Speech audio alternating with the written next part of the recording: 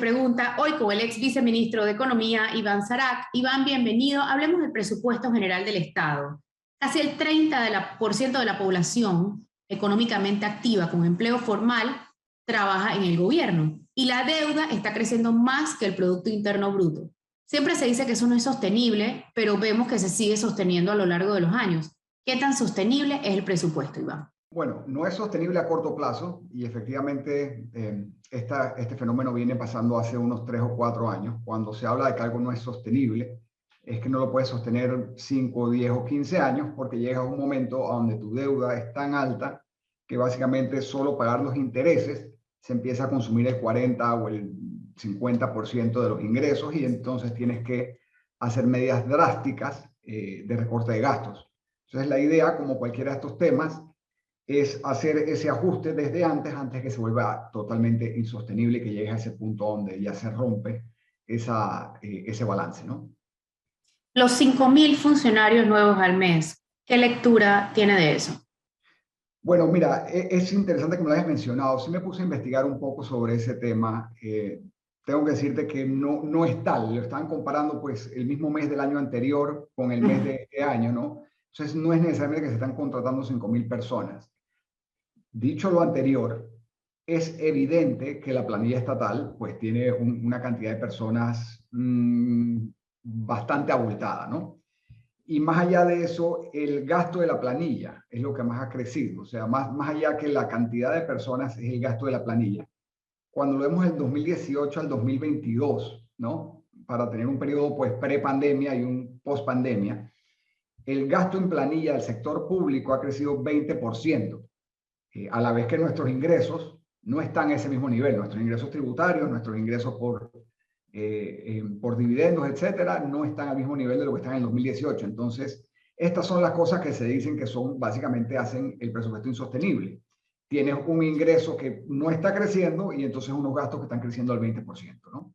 Y hay un problema que exacerba el problema per se, valga la redundancia, y es que las tasas han subido un montón. Entonces, si la deuda antes costaba 4%, ahora cuesta 6.5%. Es correcto. Entonces, nuestra deuda la emitimos toda en tasa fija, ¿no? Lo que es bueno porque no tenemos que jugarnos ese riesgo de alza de tasas, pero a medida que esa deuda se va venciendo y tenemos que renovarla, y en la medida que tenemos que emitir nueva deuda para financiar el déficit, nos vamos a encontrar con una situación que la deuda nueva está costando 2 a 2.5% más que la deuda que teníamos hace unos 4 o 5 años.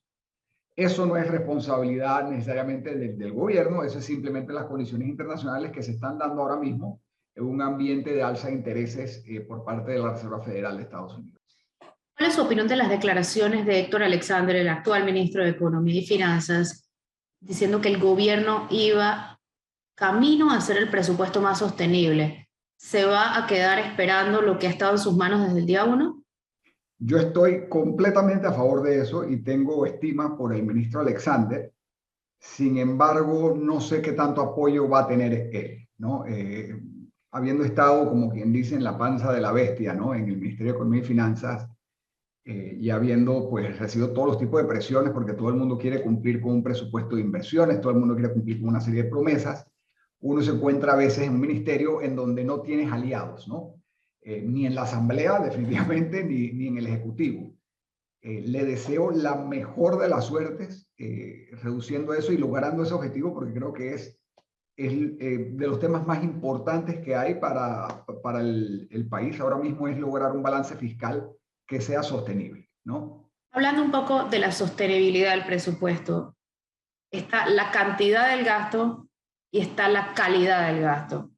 ¿Cómo podemos hacer una diferenciación que haga un buen balance entre esos dos puntos? Bueno, en efecto, cuando hablas de la cantidad y la calidad, y me voy a referir a una serie de ejemplos también, Flores, si me permites, ¿no? La cantidad de gasto es básicamente cuánto estás gastando. Estamos claros que entre un ambiente de pandemia no podías reducir los gastos sustancialmente porque ibas a exacerbar la condición económica. Pero en ese momento lo que tenías que ver es cómo enfocabas esos gastos y hacerlo de la mejor manera posible, de la mayor calidad y el mayor factor multiplicador. Entonces, ¿qué es lo que está pasando ahora mismo? No estamos viendo eso. O sea, tienes entidades como la Asamblea, que sigue aumentando su presupuesto año tras año. En los últimos 4 años ha aumentado su presupuesto de funcionamiento en 26%. Tienes una UNACHI, que vaya, es como el ser más querido del gobierno actual, ¿no? En donde entre el 2018 y el 2022 ha aumentado 75% su presupuesto, ¿no? Y te aseguro que no han aumentado 75% los estudiantes. Y por otro lado tienes la inversión del MOP, que ha bajado por 60% en presupuesto. El IDAN, que pues obviamente todos estamos claros cuál es la importancia del agua potable, que ha bajado 18% su presupuesto de funcionamiento.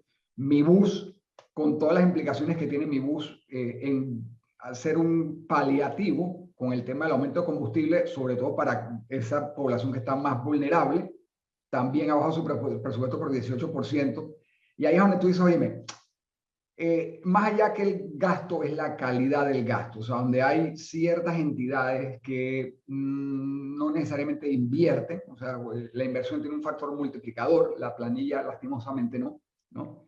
Y ves una orientación pues que lastimosamente deja algo que desear. Y los gastos de funcionamiento nunca bajan, ¿cierto? O sea que el problema no es lo que nos está costando en este momento, sino que eso es lo que nos va a seguir costando, como mínimo. Difícilmente, es difícil bajar los gastos de funcionamiento, porque la mayoría del gasto de funcionamiento es planilla, ¿no? Y al final de cuentas, pues a nadie le gusta agarrar y recortar planilla, a nadie, a ningún ministro, ningún presidente, a ningún director le gusta recortar planilla. Y ahí parte del problema, del gran problema, o sea, el gasto de funcionamiento del gobierno central ha aumentado en esos 4 años por 20%. Entonces, o sea, y nuestros ingresos no han aumentado por 20%. Entonces, ese es el tema del desbalance. Tenemos unos ingresos que no están creciendo a ese nivel y por otro lado tenemos unos gastos que están creciendo a un nivel que, otra vez, para usar la palabra, no son sostenibles y lastimosamente no es el mejor tipo de gasto. O sea, si uno tuviera una manera de una varita mágica para decir cómo se hace el gasto, tú prefieres hacer gasto de inversión que gasto de funcionamiento, porque gasto de inversión tiene un factor multiplicador no solo en la construcción o el desarrollo de esa inversión, sino en todo lo que puede contribuir en productividad a futuro.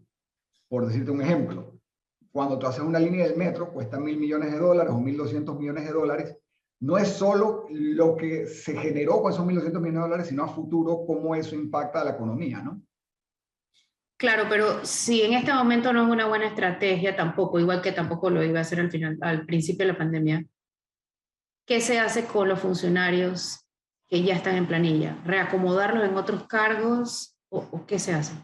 Bueno, el trabajo del Estado y del gobierno debe ser crear las condiciones para que se abran puestos de trabajo, o sea, para que la economía crezca y se abra. El rol del Estado no debe ser el empleador de último recurso, ese no debe ser el rol del Estado, sino crear las condiciones para que se dé el empleo en el sector privado. Y esto se hace usualmente a través de políticas públicas, ¿no? Que generen de alguna manera eso, ¿no? O sea, y vimos ejemplos de políticas públicas interesantes en Colombia, ¿no? En donde básicamente el gobierno dijo, oye, yo a través de los bancos voy a hacerle préstamos a la pequeña y mediana empresa, garantizados por el Estado, ¿no? Para ver cómo reactivamos y empezamos a abrir todos esos restaurantes, kioscos, etcétera, que cerraron durante la pandemia, ¿no? Aquí Claro. no hubo de eso, lastimosamente, ¿no? ¿Por qué razón? Pues no voy a poner a especular, la verdad no conozco, pero sí hay una serie de medidas y una serie de ejemplos que se han implementado en otros países para reactivar la economía sin un costo tan grande, o sea, no son miles de millones de dólares, pueden ser 100 o 200 millones de dólares, no 1.500 ni 2.000 millones de dólares, y que tienen un impacto muy fuerte, ¿no? Porque o sea, estás ayudando no solo a esa empresa, sino a los deudores de esa empresa, a los acreedores de esa empresa, y que pueden ser proveedores, pueden ser bancos, efectivamente caja de social, etcétera. Entonces, tú quieres siempre ver cómo impulsas el empleo formal a través de políticas públicas, ¿no? Eso es lo que quieres lograr. Y sobre eso justamente nosotros somos el cuarto país que más contrajo su economía en el mundo. O sea que no se puede atribuir todo a la pandemia, como ha dicho el gobierno, sino también al mal manejo de la pandemia por parte del gobierno. Hablaba usted del ejemplo de Colombia. En Panamá, el contraste es el vale digital, que se ha extendido 6 meses más sin un plan de reactivación formal. ¿Era lo que tocaba hacer o sin un plan de empleo formal es politiquería? Bueno, el tema del vale digital tenía su necesidad en su momento definitivamente y había que de alguna manera tener ese plan de transición, ¿no? Y ese plan de transición iba de la mano de la reactivación económica, ¿no? Eso lastimosamente no se ha dado. Yo creo que la economía todavía, a pesar de que crece, ha crecido bastante, pero es un crecimiento, no quiero decir que es falso, sino simplemente la reducción fue tan fuerte que obviamente ahora tienes el efecto látigo, ¿no? Y ahora tienes un crecimiento interesante. Y cuando me hablas del tema ese de la pandemia, pues nosotros no somos responsables de la pandemia, somos responsables de cómo reaccionamos ante la pandemia. Esa es la realidad, ¿no? Y yo no sé qué, qué fue lo que ocurrió, pero yo creo que la reacción no fue la mejor. Nosotros teníamos básicamente tres factores determinan cómo te vas a recuperar después de un periodo de pandemia, de pandemia con lo que vamos a pasar. El primero es el momentum que llevaba la economía antes de entrar a la pandemia, o sea que tan rápido estamos creciendo. El segundo es la duración de esa cuarentena, que en el caso de Panamá fue excesivamente extensa. Yo creo que en eso estamos todos de acuerdo, ¿no? Y la tercera es el espacio fiscal que había, ¿no? Y las políticas públicas que puedes implementar, ¿no?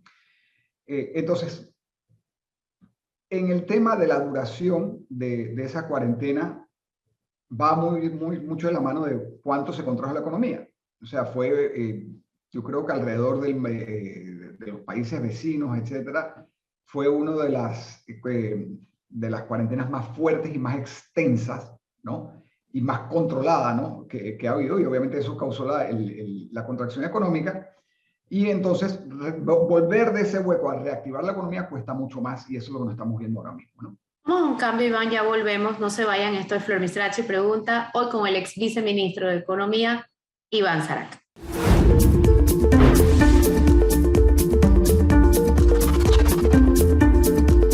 Ya de vuelta en Flor Mizrachi Pregunta, hoy con el ex viceministro de Economía, Iván Zarac. Iván, hablemos del seguro social. ¿Qué tan sostenible va a ser para el Estado asumir esos costos?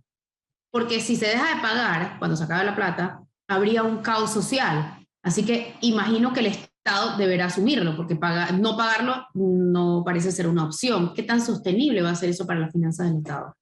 Bueno, es clarísimo que no lo es, Flor. Aquí la realidad del caso es, tú bien lo mencionas, no creo que se va a dejar de pagar la pensión a nadie. Eso generaría una explosión social enorme. Pero lo que implica es que el Estado o el gobierno central tendría que pagarlo, ¿no? Y entonces estamos hablando de todo el tema que vamos a hablar en los últimos minutos, de lo insostenible que es el presupuesto ahora mismo. ¿Qué pasa entonces si agregas a ese presupuesto y le agregas el déficit que tienes que pagar para pagar las pensiones del Seguro Social y encima mayor costo de intereses por los temas que acabamos de mencionar, que las tasas van a estar más altas? O sea, hay unas amenazas muy fuertes a corto plazo, ya no a 5 ni 10 años, a corto plazo, en el presupuesto, siendo la más importante en la sostenibilidad del presupuesto es la Caja de Seguro Social, ¿no? Queda claro lo que hemos hablado sobre la falta de prioridades y en qué se está gastando la planilla estatal. ¿Cuál es su opinión de la recién sancionada Ley de Incentivos al Turismo? Mira, yo creo que está muy mal diseñada, honestamente. Es una ley que en unos pocos párrafos pretende de alguna manera regular un subsidio que puede llegar hasta 1.500 millones de dólares frente a una situación de un balance fiscal muy delicado, como acabamos de hablar, ¿no? Y aparte de eso, la misma ley tiene unas carencias importantes, ¿no? Que creo que la Cámara de Comercio pues las comunicó en su momento, relacionadas a la fiscalización, al alcance, a lo que se define como un producto turístico. La ley no tiene una contraprestación, honestamente, ¿no? Eso es básicamente, oye, me te doy la plata para que hagas un proyecto y si el proyecto es exitoso no pasa nada. Honestamente no me gusta cómo está diseñada, te soy sumamente honesto. Me parece que tiene unas carencias importantes. Creo que la Cámara de Comercio fue la que más inteligentemente habló sobre el tema y especificó pues una serie de falencias y mejoras que habría que hacer en la ley que fueron pues lastimosamente fueron ignoradas, ¿no? Pasemos ahora al subsidio del combustible. ¿Está usted de acuerdo con ese subsidio? Mira, me voy a exponer y te voy a decir que no estoy de acuerdo con un subsidio al combustible por la sencilla razón de que es un subsidio, sería un subsidio plancha y no necesariamente todo el mundo necesita subsidiarse, ¿no? Número uno. Número dos, tenemos que, ante recursos limitados, tenemos que enfocar los recursos ante las poblaciones más vulnerables, ¿no? Y en eso tengo que admitir que el gobierno pues está haciendo parte de eso a través de mantener las tarifas de mi bus y del metro, etcétera, que es la parte de transporte, ¿no? Que cubre una parte importante de la población vulnerable, ¿no? Lo que me molesta tal vez de la conversión de combustible es hablar de la falta de recursos y por otro lado aumentarle 9 millones de dólares en un crédito adicional a UNACHI. Tú dices, oye, o hay o no hay recursos, pero no puede ser que esto es bueno, para esto sí, pero para el otro no, ¿no? Entonces, una falta, una incongruencia, me parece, ¿no? Pero como te digo, yo personalmente, en mi sombrero más de economía que de otra cosa, un pensamiento liberal, yo creo que todos estamos claros en eso. Yo no estoy de acuerdo en un subsidio al combustible. Creo que tiene que ser algo mucho más enfocado y mucho más enfocado obviamente hacia la población vulnerable, no hacia la gente que tiene Lexus y Mercedes y BMWs. Son casi 2.000 millones de dólares en subsidios que se van, eso es casi el 20% de los ingresos del Estado. Volvamos a la sostenibilidad. En efecto, o sea, viendo los ingresos tributarios del Estado, si lo quieres ver muy sencillo, son 10 billones de dólares. De esos 10 billones de dólares, 6 son tributarios, ¿no? 2 son la ACP y 2 son otras cosas.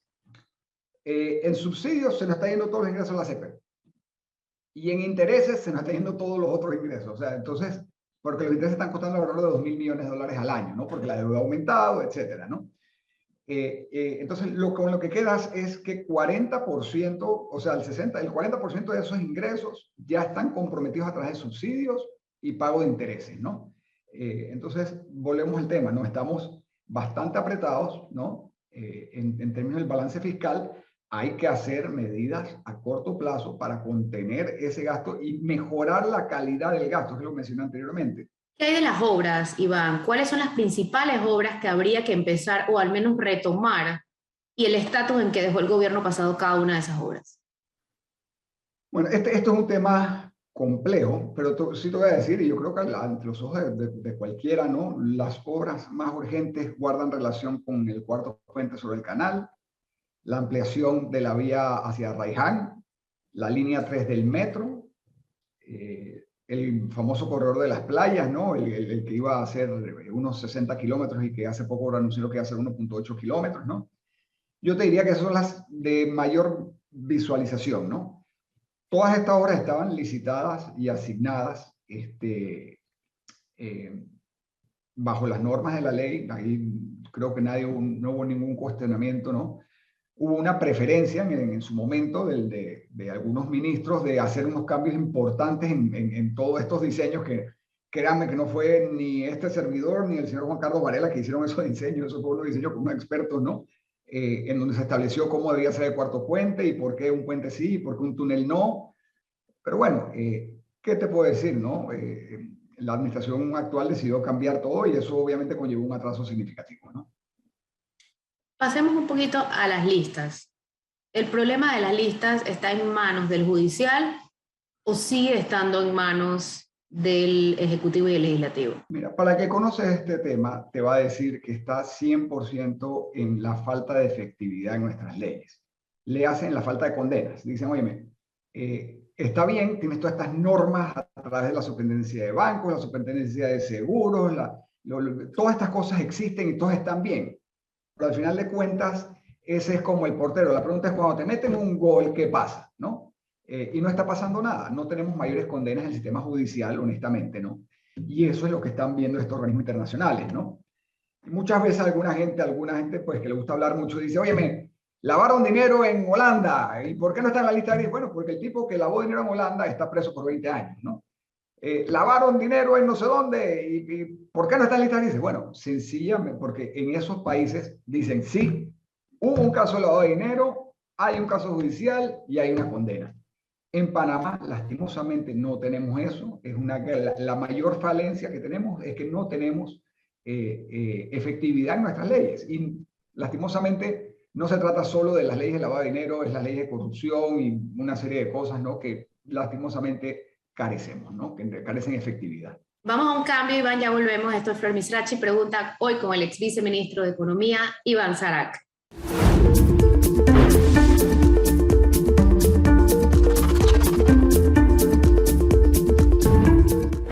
Flor Misrachi Pregunta, hoy con el ex viceministro de Economía, Iván Sarak. Iván, control de precios funciona desde el año 2014. Es ampliamente sabido que eso no funciona. ¿Por qué se insiste en ese tema? Desconozco por qué se insiste en el tema. Yo creo que eso siempre debe haber sido un tema transitorio, cuando se siente que hay una especulación por sobrecalentamiento de la economía. La economía no está sobrecalentada, muy por el contrario, ¿no? Entonces yo desconozco por qué se mantiene, honestamente. Yo creo que por alguna manera decir que no lo has levantado o mandar una señal política, ¿no? Porque en términos económicos no veo por qué. ¿Cuál es la expectativa de la inflación? ¿Qué tanto se ha sentido acá en comparación con el mundo? Mira, súper interesante que menciones eso, porque ha habido mucha discusión en los círculos, en los corrillos, sobre por qué la inflación en Panamá, a pesar de que ha habido, es bastante menor que la que se ha reportado en otros países que utilizan moneda dura, como Estados Unidos, el Reino Unido y la área euro, ¿no? Y es el doble. O sea, cuando estás hablando de Estados Unidos, ahora área euro, y Reino Unido, estás hablando de inflaciones que están en promedio por arriba de 8 versus un 4.2% en Panamá. Entonces, si hay alguna amenaza grande ante la economía mundial y local, y por ende, es este tema de inflación, ¿no? Y estamos viendo cómo están reaccionando todos los bancos centrales, aumentando tasas para ver cómo controlan esa inflación, ¿no? Y por último, Iván, sus pronósticos de la economía mundial, regional y local a 5 años. La mundial ahora mismo, te digo que tiene unos vientos en contra importantes, especialmente por el tema de inflación. Los bancos centrales están tratando de hacer lo posible por tener un balance entre controlar la inflación sin afectar mayormente el crecimiento de la economía. Es un balance muy delicado. Tenemos una inflación que es la inflación más alta que ha habido en estos países en los últimos 40 años. Así que te diría que ahora mismo tratar de hablar de 5 años es difícil, porque no sabemos qué va a pasar en el próximo año, ¿no? Yo la economía de Panamá, yo confío que vamos a seguir creciendo, vamos a seguir liderando la región en crecimiento, a pesar pues de los obstáculos, ¿no? Yo creo que hay un sector económico pujante, hay un sector privado pujante, hay muchos retos por delante. Esos sectores que nos brindaban ese crecimiento fuerte en los últimos 15 años ya no nos están dando ese crecimiento, como era el sector de construcción, ¿no? Así que hay que ver dónde buscamos otras fuentes de crecimiento, ¿no? Para la economía, pero yo confío que Panamá va a seguir creciendo, ¿no? En los próximos 5 años, obviamente sujeto a ver qué pasa con el resto del mundo y la situación inflacionaria. Bueno, muchísimas gracias, Iván. Esto fue Flor Misrachi Pregunta, hoy con el ex viceministro de Economía, Iván Sarak. Gracias por acompañarnos y que tengan excelente día.